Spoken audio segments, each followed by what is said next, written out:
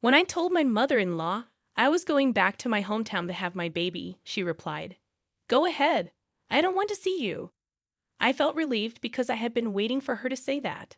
I thought to myself, finally, I won't have to deal with her anymore.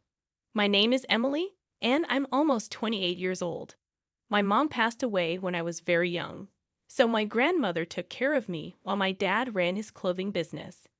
My dad was strict, and I always did what he said. I never dated anyone because of his rules, but I had accepted that as my fate. After college, I briefly worked for my dad, but he said it was too hard to work together, so I had to quit. He didn't want me to work elsewhere either, but seeing my friends get jobs and start families made me want to work too. One night, I asked my dad if I could get a job. He simply said no without explaining why. I tried to reason with him, saying I needed to gain experience in society, but he shut me down. He insisted I stay at home. Frustrated, I threatened to leave home and find work elsewhere. My dad didn't like that and told me to stop talking back. Feeling upset, I stormed out and cried in my room for a long time. Eventually, I called my college friend Lisa and asked if I could stay at her place for a while. Lisa, who lived in a luxurious condo her parents gave her, agreed, sensing something was wrong. I quietly packed my suitcase and left home, hoping not to disturb my dad. I wrote a note explaining that I was staying with a friend and left it on my desk. Then, I took a taxi to Lisa's apartment. When I arrived, she welcomed me with my favorite coffee. I thanked her and poured out everything about the argument with my dad and why I left home. Lisa sympathized, saying I deserved freedom. It hit me hard that I had always followed my dad's orders without question, but now I longed for my own independence. Lisa agreed, saying it was normal to want to meet new people and have fun. She asked if my dad knew I was there, and I told her I left a note, but he didn't know any of my friends. Lisa suggested we go to bed since it was late, and she had prepared a separate room for me to sleep in. The next day, Lisa went to work, and when I checked my phone, I saw several missed calls from my dad. Feeling bad for worrying him, I sent him an email to reassure him that I was okay. Later in the evening, after Lisa finished work, she invited me to join her for a drink. Excited but inexperienced with socializing over drinks, I agreed to go out.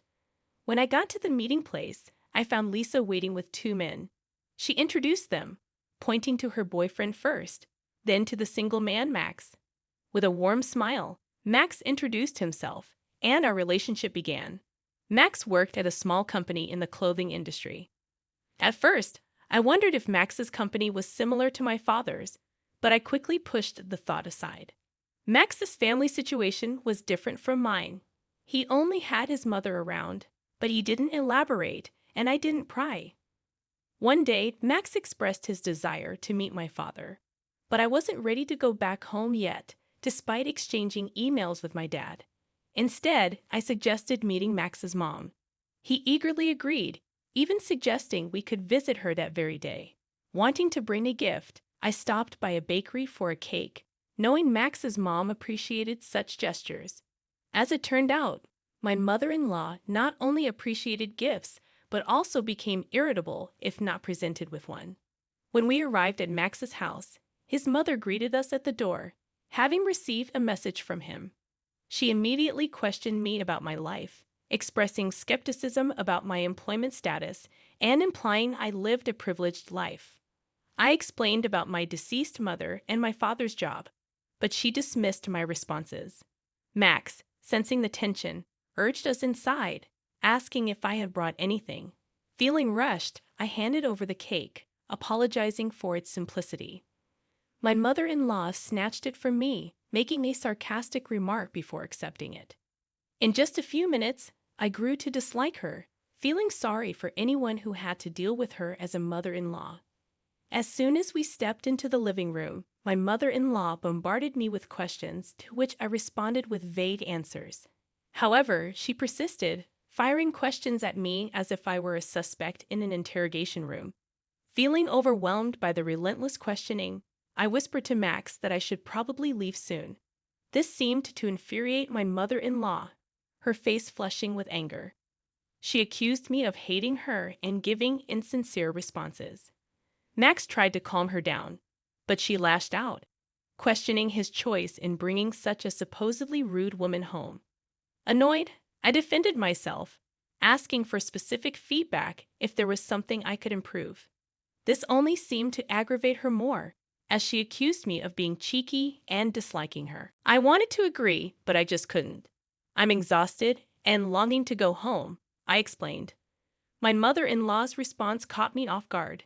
How audacious of you. I wonder what kind of upbringing your parents gave you. They must have been lacking. Her words stung, and tears welled up in my eyes. Now you're crying for sympathy. If you want to leave so badly, go ahead. It might do you good. Oh, and by the way, I'll give this cake you brought to my dog Charlie, but he's quite picky, so he might not eat such a cheap cake. She pointed at the cake I had brought. Max intervened, telling his mother to stop. You really don't know how to judge people, he scolded her. Max's remark seemed to deflate his mother's argumentative energy. All I want is the best for you, Max, she countered, her tone softer. Max stood his ground, asserting his adulthood and his ability to handle his own affairs. His words brought tears to his mother's eyes, and she left the room, visibly upset. Feeling hurt by the harsh words of Max's mother, I decided to leave. However, Max caught up with me and apologized sincerely. Emily, I'm sorry for my mom's behavior. She might be feeling threatened, thinking she's losing me. I'll talk to her about it, okay? Please don't let this incident discourage you from visiting again. His words reassured me, but I couldn't shake off the hurt caused by his mother's comments about my parents. Max, what your mother said about my parents really hurt me. I don't think I want to see her again. As the sadness washed over me, tears welled up, and I found solace in Max's comforting embrace. After a while, he suggested we go somewhere, and we ended up at the beach, sitting on a sandy bench, watching the waves for hours. 2 months later, I discovered I was pregnant. When I shared the news with Max, he proposed marriage. Let's make it official. We don't need a grand ceremony, but we can live together in my house. I don't earn much, so renting an apartment isn't feasible. I'll talk to my mom about being more considerate towards you, Emily. Despite my reservations about living with his mother, I agreed, realizing it was our only option. Okay, I'll do my best to get along with your mother. And so, I found myself living with my mother-in-law after getting married. I returned home to inform my father about the decision. His face lit up with joy when he spotted me. It's wonderful to see you looking so well. We've been in touch, but it feels like ages since our last meeting. My father greeted me warmly. I'm sorry, Dad. I have something important to discuss with you, I replied, sensing his anticipation shift to curiosity. I proceeded to share the news of meeting Max, my pregnancy, and our plan to marry. My father listened intently, his expression unreadable. When I finished, he offered a simple, "Well, congratulations. I can't wait to meet my grandchild," though his smile seemed strained. "Thank you, Dad. I'm sorry for causing you any pain," I apologized, tears streaming down my cheeks. To my surprise, my father's eyes glistened with tears too. Instead of anger, his tender response hurt me more deeply. Eventually, I moved into my mother-in-law's home. Lisa, who had been a pillar of support since I left home, expressed her excitement about meeting my baby and shared her own hopes for marriage. Despite the mixed emotions, we made plans to dine together. Originally scheduled for Sunday, my mother-in-law insisted on moving the date to Saturday, citing superstitions. The move went smoothly, with the movers diligently transferring my belongings while my mother-in-law observed silently. Despite repeated warnings from the movers about the danger, my mother-in-law refused to step back. Once the move was completed, she called me over and questioned if I had given the movers their due payment. Confused, I asked, "Huh?" Sensing my confusion, she assumed I was feigning ignorance and left to rectify what she thought was a mistake. When she returned, she handed an exorbitant sum to the movers' leaders, assuming I hadn't provided enough. Stunned by the amount, I questioned her decision. "You gave them that much?" I exclaimed. She brushed it off. claiming it was for the best and citing superstition about avoiding curses by being generous. Knowing it would only lead to another argument, I remained silent, unwilling to engage further. My mother-in-law wore a smug expression, convinced of her righteousness. Just then, Max arrived and noticed the tension. He intervened, asking his mother what had happened. With a dismissive reply, she walked away. Max reassured me, expressing his disapproval of his mother's behavior. Grateful for his support, I decided not to mention the incident to avoid further conflict with my mother-in-law, knowing it would only worsen our relationship. After settling in, my mother-in-law noticeably avoided speaking to me, leaving me in peaceful silence for weeks at a time. One day, Max brought home some work documents in an envelope marked with the name Star Textiles Incorporated, causing me to gasp. This was a familiar name from my time working at my father's company. They were one of our subcontractors. Curious, I asked Max about the envelope's origin. "Is this from your company?" I inquired innocently. "Yes. Why do you ask?" he responded. Sensing it was best not to mention the connection between his company and my father's, I simply replied, "I was just curious. I realized I don't know much about your company." Max explained, "We're just a small subcontractor. If our parent company were to drop us, we'd go bankrupt instantly, and all the employees would lose their jobs." Max chuckled softly, a hint of nostalgia in his expression. Around a month later, I noticed a change in Max's routine. He started returning home from work later than usual and seemed visibly upset. Concerned, I asked him what was wrong. "You've been coming home late lately. Is everything okay?" "You seem different," I inquired. Max confessed, "The company is facing some challenges." "What kind of challenges?" I probed further. Max sighed. "The parent company unexpectedly slashed our orders by half. Our boss is desperately trying to convince them to maintain our business relationship. And we're also searching for new clients. But if things don't improve, we might go bankrupt." As I listened to Max's worries, I considered asking my dad for help. However, I knew my father's strict principles wouldn't allow him to assist a business partner based on personal feelings alone. It seemed like many of the company's partners were facing similar hardships. I disclosed to Max that my father's company was the parent company of his. Initially surprised, Max pleaded with me earnestly, his eyes gleaming with hope.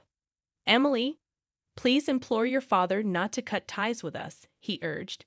Regretfully, I explained, "Max, my father is firm when it comes to business. Personal matters wouldn't influence his decisions." Desperate, Max persisted. "Could you at least try?" Reluctantly, I agreed, knowing it likely wouldn't sway my father. Yet Max knelt before me, tears in his eyes, begging for help. "Please, I beg you," he pleaded. Frustrated, I implored him to stop, but I promised to speak to my father nonetheless.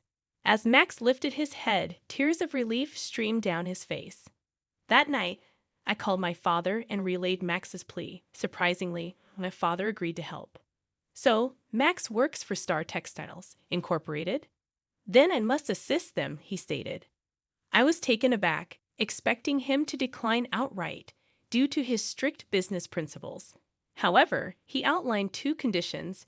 First, he would continue business with Star Textiles but wanted Max to join his company. Second, he requested that both Max and I move in with him. Puzzled, I questioned his motives for wanting us to live with him. Uncomfortably, my father admitted, "I just want my daughter close by."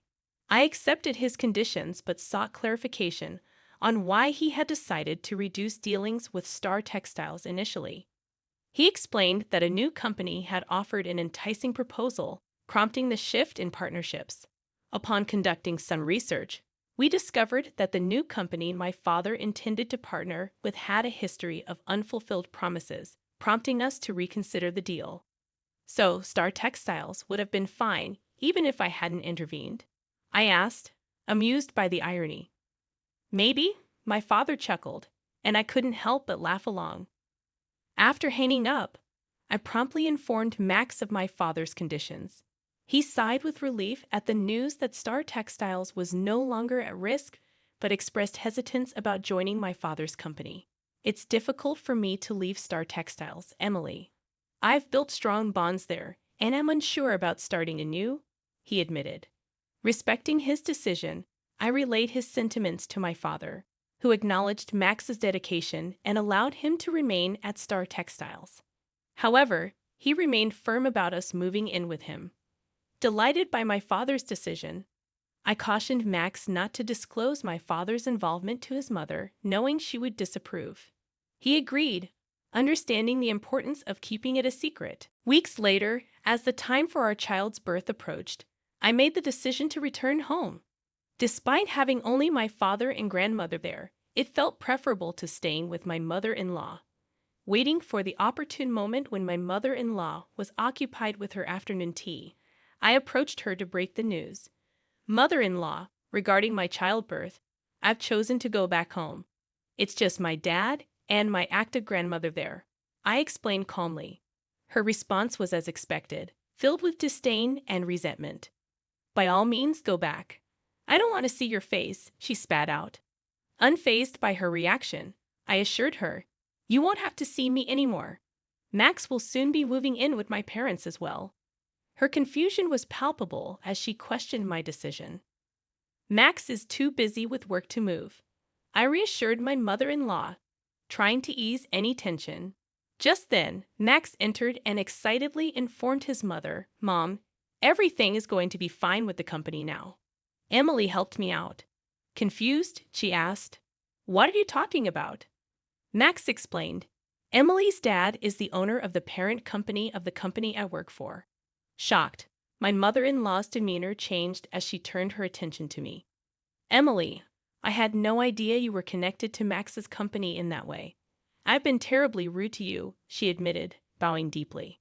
It's all right now, I replied, trying to diffuse the tension. However, she surprised us all by requesting to live with my parents as well. Both Max and I declined, preferring not to dwell on the past hurtful interactions. I don't want to live with you, mother-in-law. Being here would only remind me of everything that's happened, I explained gently. Her tears flowing, she pleaded desperately, but we stood firm in our decision.